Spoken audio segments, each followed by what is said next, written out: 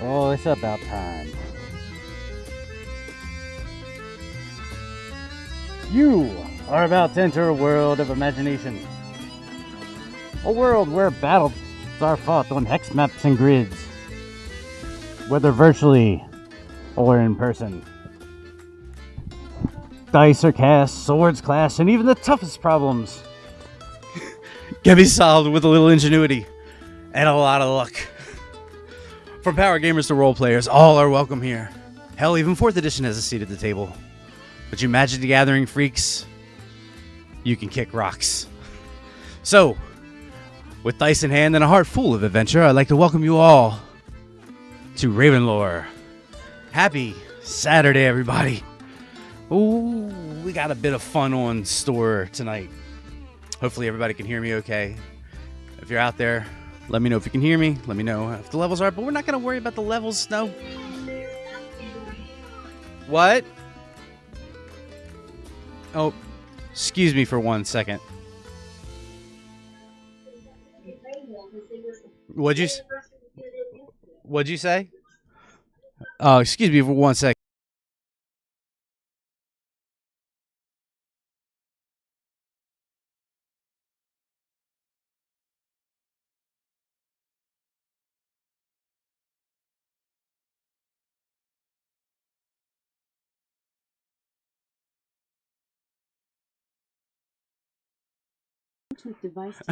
Sorry, guys. Hold on. What's wrong?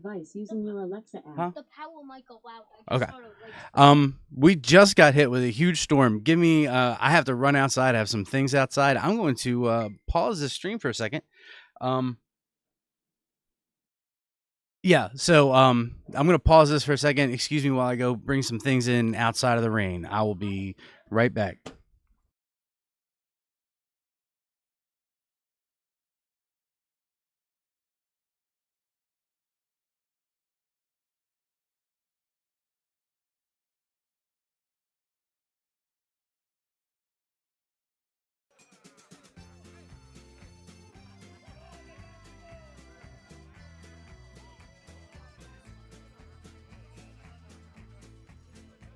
Laissez-faire, bon voyage, noblesse oblige, cul-de-sac, déjà vu, savoir-faire, nonchalant, coup d'état, yes, des résistances, infanterie, manage à trois.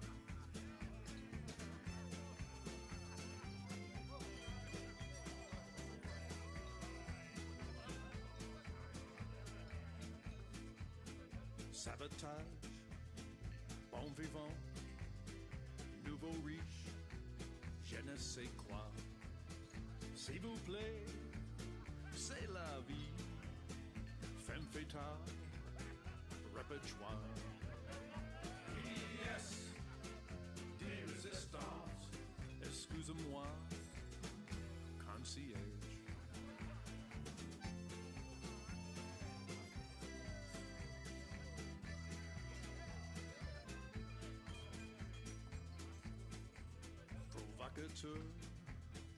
Entrez-vous, boudoir, bon appétit. Carte blanche, mon plaisir. That was raining, boys. It was quite wet out there. Like I said, my apologies for that. Let's see. Make sure everything's still working. Okay, everything seems to be in order. Okay. Take two. Anyway, this is the pre-show for our movie night. Movie nights tonight on the Discord. We're going to show 2 movies back to back.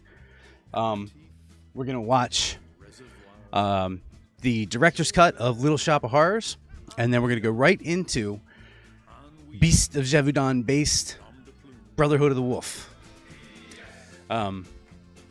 Those are the 2 movies I promised everybody. So the Brotherhood of the Wolf obviously was a big influence on my latest video. It lurks towards the end there. The entire last segment was basically the Brotherhood of the Wolf, and I'm not ashamed about that. So if you guys want to join us watching the movies, in the chat, pinned to the top is a link to the Discord. I think it's over here.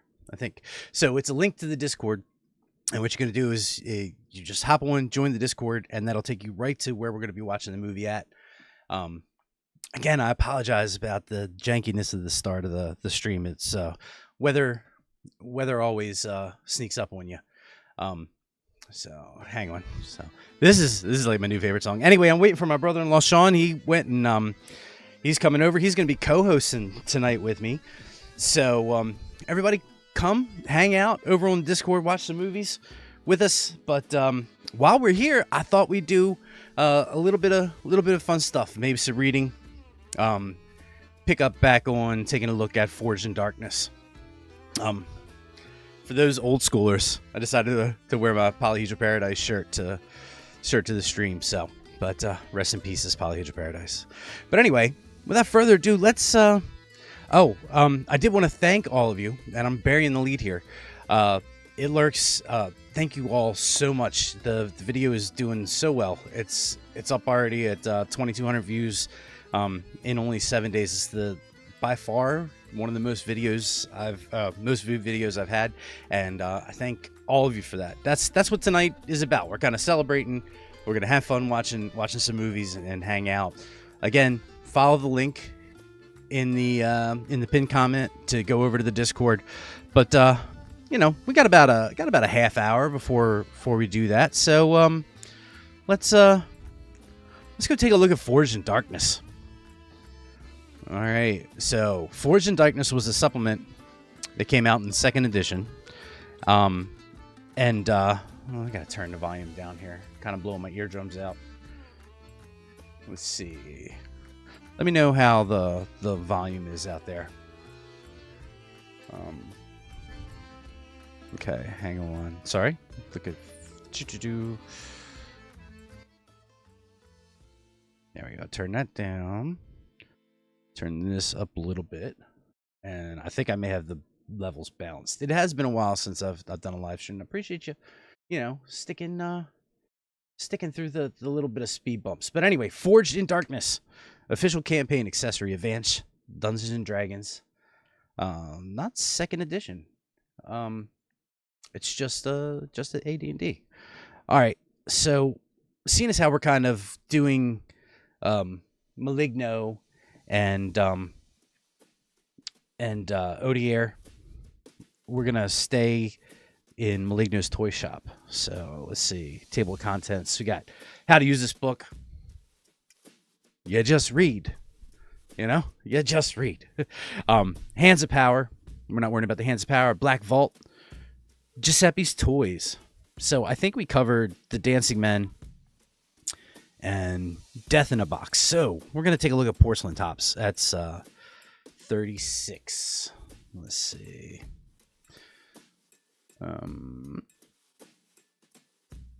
Okay, so let's scroll down here to page 36.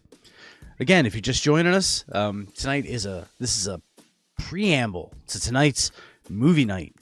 We're gonna be watching. That's my old man brain for you. No, we're gonna be watching Little Shop of Horrors, and then Brotherhood of the Wolf. So, let's see. All right, so 36. How's everybody's Saturday? Everybody doing all right? Let's 23. There's Death in the Box. Porcelain Tops. There we go. Not to be confused with the Four Tops. All right. So. All right. Porcelain Tops. One or more of these unusual magic items. Actually, let me do this. I'm going to have to go. There we go. The Porcelain Tops. One of the more unusual types of magical items created by Giuseppe is this assortment of tops. Unlike his other creations, these tops were never meant for the hands of a child. Giuseppe created these for the woman he loved, a delicate flower named Regina. The tops were made of fine porcelain and appear quite delicate. These tops are some of the earliest example of Giuseppe's work. Legend is that he created them while still a young man. Though each top is painted differently, all are identically formed. All the tops stand just 2 inches tall and at their widest just over 2.5 inches in diameter. Each top is glazed with a beautiful glossy finish and painted with delicately detailed patterns. Each of these tops associated with a specific month and reflect an element or school of magic. Only 12 are known to exist, though there may have been others made to serve another purpose. Manufacture. Giuseppe made these tops first by crafting a master pattern with a lathe and the most precise measuring tools available. From this original, a plaster mold was cast.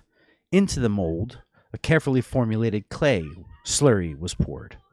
The exact ingredients Giuseppe mixed into his porcelain are unknown, but it is generally believed that some impurity in the mixture was used to strengthen the tops and aid in their enchantment. When the tops had dried, Giuseppe fired them with the aid of a local craftsman. They were then glazed white and fired again. These tops were then lovingly hand-painted with 12 designs for the 12 months of the year, and finished with a coat of glossy, transparent enamel. Each hollow top was filled with a variety of arcane oils or potions and sealed with a silver cap. Charges. These porcelain tops do not hold magical charges. While they possessing residual magic energy and detected as magical, they manifest their powers only set in motion. The spinning of the top generates its magical vortex, and it activates its magical effect. When the top stops spinning, the vortex collapses in on itself, and these effects vanish. So basically, it only works when the top is spinning. You already knew that. Use. To activate the magical effect of one of these tops, it must be placed on a smooth, flat surface and set up to spin. The tops are well balanced and will spin for a long time, provided they are properly started. Making a top spin correctly requires a successful dexterity check. If the check fails, the top hasn't been started correctly and will fall over. If the check is successful, the top spins true. A well-started top will spin for 1 minute plus 1 minute per hit die rolled, less than the user's dexterity score. That was a mouthful, everybody catch that? I'm going to read that again. If the check fails, the top hasn't been started correctly and will fall over. If the check is successful, the top spins true. A well-started top will spin for 1 minute plus 1 minute per point of the die rolled, less than the user's dexterity score. If the die roll equaled the character's dexterity score, the top spins for only 1 minute. Once set to spinning, the top creates a magical vortex around it that inhibits anyone from trying to touch it until it has spun its duration. Powers. Each of these magical tops has a special ability related to one of the schools of magic or the elemental schools. This special power manifests the moment the top is spun and continues as long as the top whirls. When spun, each top causes a magical vortex to form in the air around it. These whirlpools of mystical energy are spherical in shape and whirl into existence with a diameter of 10 feet. Each additional round the top spins, the vortex expands by 10 feet. Thus, after 7 rounds, the vortex would have a diameter of 70 feet. When the top stops spinning, the vortex collapses in on itself. All those within the active range of these vortices are subject to the magical effects of the top. January. This top is painted with sprouting seed motif, small golden kernels from which bud little green leaves and closed buds. When spinning, some trick of the artist makes the speed appear to be building again and again. The top of January is strongly tied to the magical school of conjuration and summoning. When it is spun, this top causes a starry portal to form in the air around it. If the person spinning the top has a specific destination in mind when he starts it, the portal will create an instant gateway to or from that location. The normal restrictions governing magical travel within Ravenloft still apply. If the spinner doesn't have a destination in mind, then the portal leads to a random location. The Dungeon Master can select the destination or assign odds to several locations, or simply... Whoops, missed it. Sorry. If the spinner does not have a destination in mind, then the portal leads to a random location.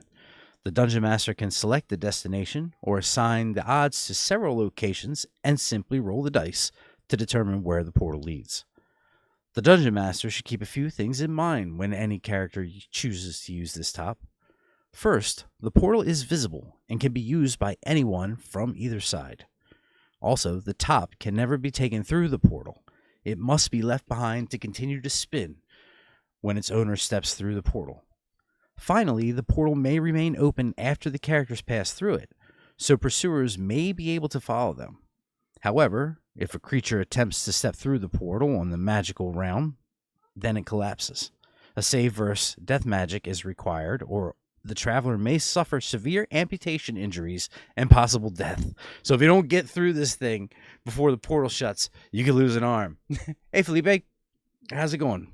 Welcome to the pre-movie stream.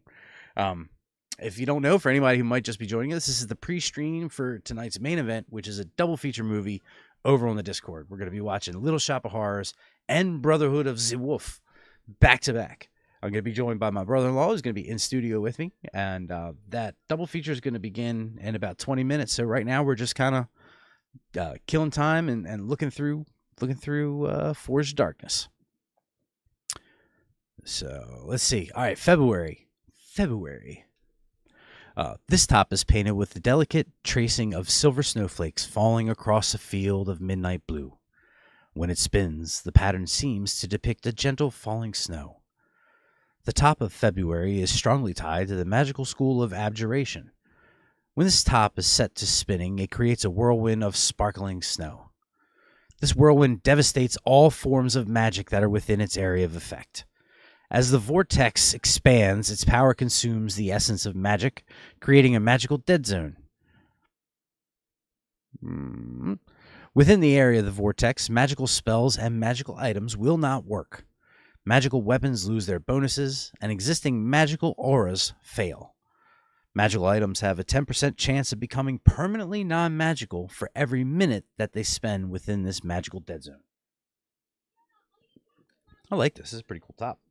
I like this January one, or February. So February. Artifacts, relics, and other very powerful objects may cease to function, but are never affected permanently. And while this particular top is immune to its own effect, other tops are not. So this is like the daddy topper. If you spin this one while the other ones are spinning, you just cancel them all out. So it's like ace of spades. Tonk. March. This top is painted with a splendid webbing of interwoven colors. When set to spinning, the colors blur together in an undulating rainbow. The top's magic is drawn from a school of alteration.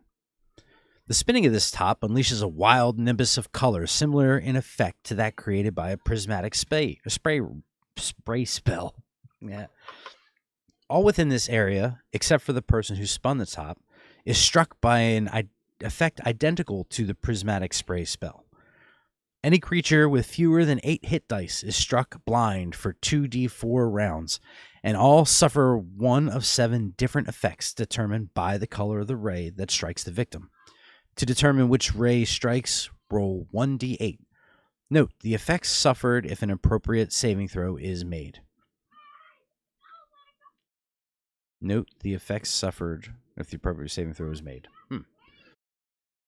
Sometimes I feel like their wording in some stuff is a little bit janky.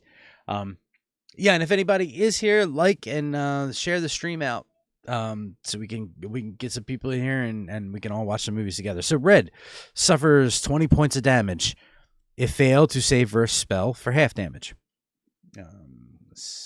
Excuse me.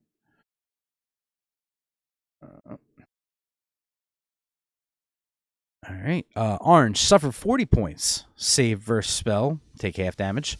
Yellow, suffer 80 points. Save versus spell. Green, poison. Save versus poison or die. Success still suffers 20 points of damage. Ooh. Save or die. Hey, Nick. Welcome to the stream, buddy. We're just looking through a little bit of stuff before we jump over to Discord to watch some movies. So we're taking a look at Forged Darkness. So... Blue, petrified, save versus petrify to avoid. Indigo, insanity, save versus wand to avoid. Violet, gated away, save versus spell. 2, if you get hit by 2 rays at once, roll for 2 rays only. So I guess it rolls, you can figure out from there which rays hit you. April. This top is painted with a lace pattern reminiscent of a spider web sprinkled with gleaming dew. When set to spinning, it forms a pattern of spattering rain. April is one of the most dangerous tops. It is closely tied to the elemental school of water. When this top spun, it forms a watery whirlpool. Every living creature, except for the spinner, caught within the whirlpool must make a save versus death magic or be instantly drowned. This water does not spread beyond the whirlpool and flooding the surrounding area.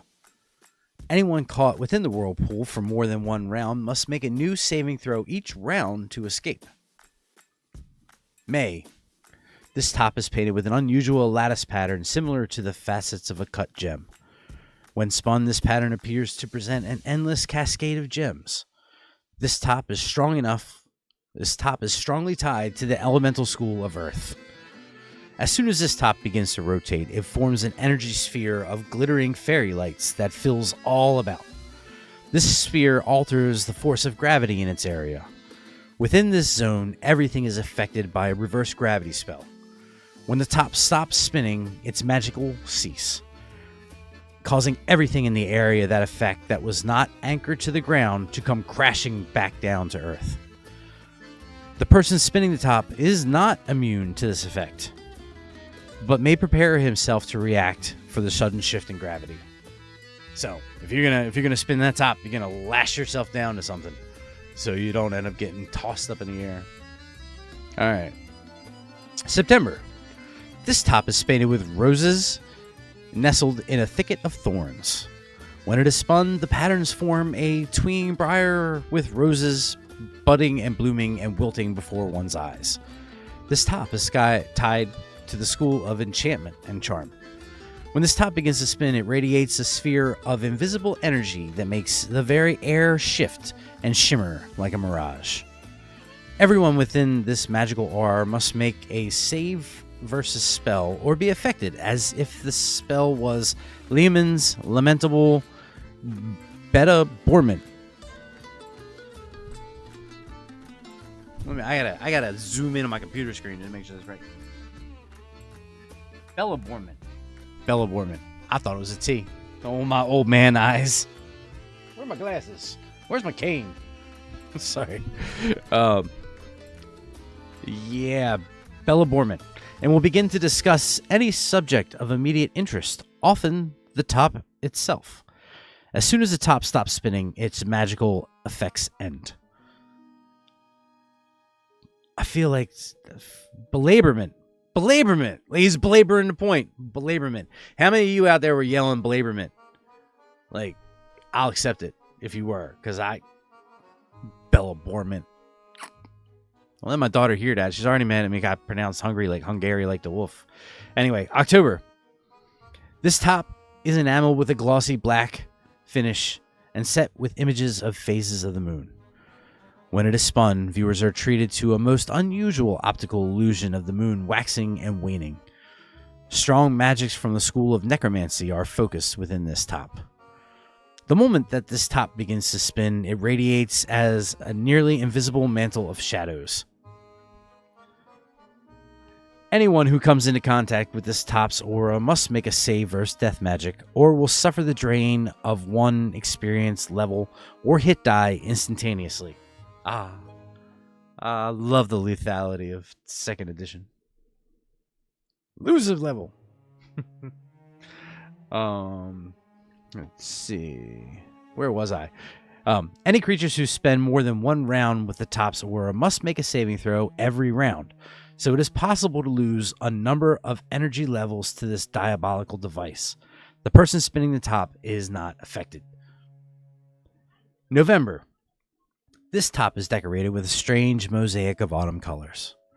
When the top is spun, the pattern appears to be falling leaves of red, gold, and orange blown by an autumn wind.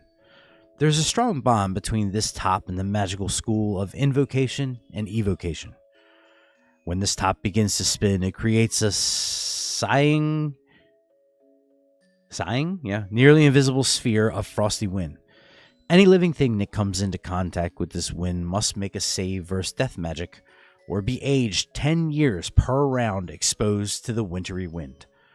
A successful saving throw indicates that the subject was able to partially resist this effect, aging only 5 years.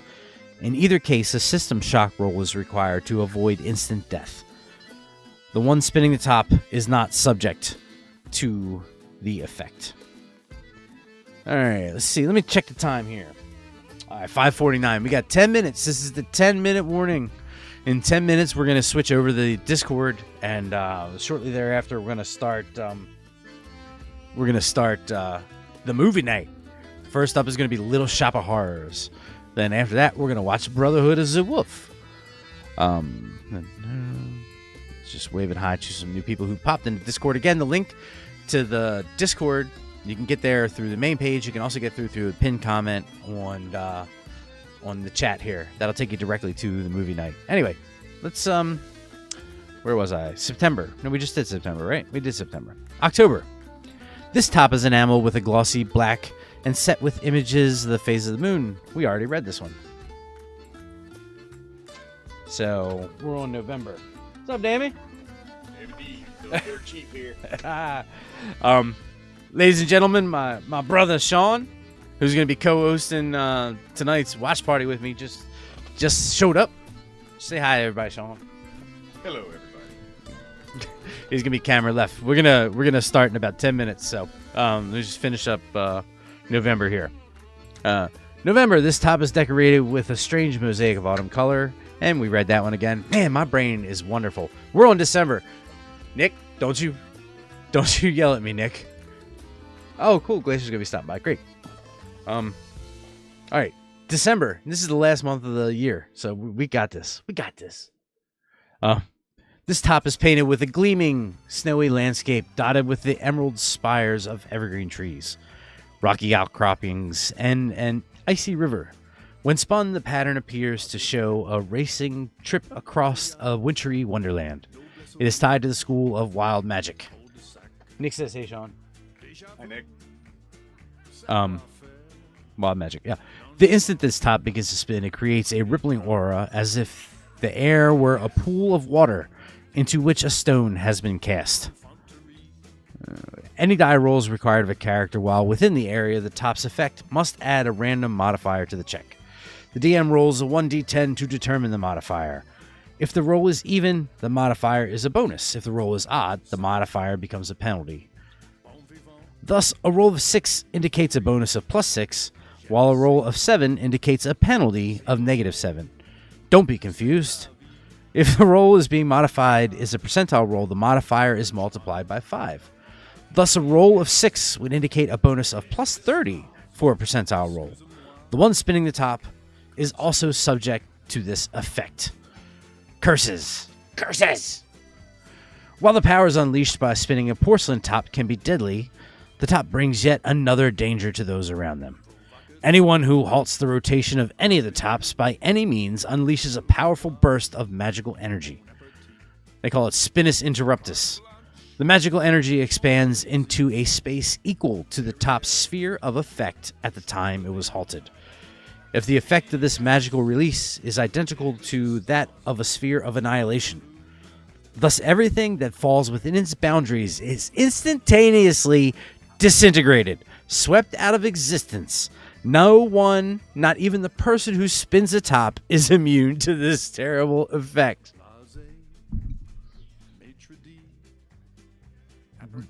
That's brutal. Now I'm just going to stop this top. I don't want the effects to happen. Destruction. The only way in which one of these tops can be destroyed is by halting its rotation prematurely. The same surge of energy that destroys everything around the top may annihilate the top itself. In order to stop a top spinning, one must first survive its magical vortex effects. Then, if the item's motion is brought to a stop, an item save versus cold must fail, and the top will implode. Legends report that some of the victims of these tops have been overcome by confusion and dizziness, like me, on a Saturday, verging on vertigo. In any case, the whirling vortex swallowed the mind of its intended victim, leaving a hollow shell in which the wicked spirits rush to experience the thrill of physical life. Apparently, the combination of each top's painted pattern and the nature of the mystic oils will transform each toy into the perfect key to one of the realms of magic. But playing with the forces of arcane is filled with peril. If mishandled, the magic may go awry, resulting in wild distortion or misfires of the intended effect. There have been recorded instances of these tops magnifying or decreasing the potency of their school spells. In all cases, misuse of these sinister powers sets loose a magical cyclone, causing all magic of its nature to backfire upon the spinner, wreaking havoc upon all caught in its sphere. Ooh, doggy. Alright, those are the magical tops. All 12 of them developed by Giuseppe, your favorite toy maker and mine. Oh, he's a badass brother you don't want to mess with. He's got his toys. He's got his toys. Well, we're gonna end it here because we're gonna get ready to hop over to the Discord and get started in a few minutes watching Little Shop of Horrors.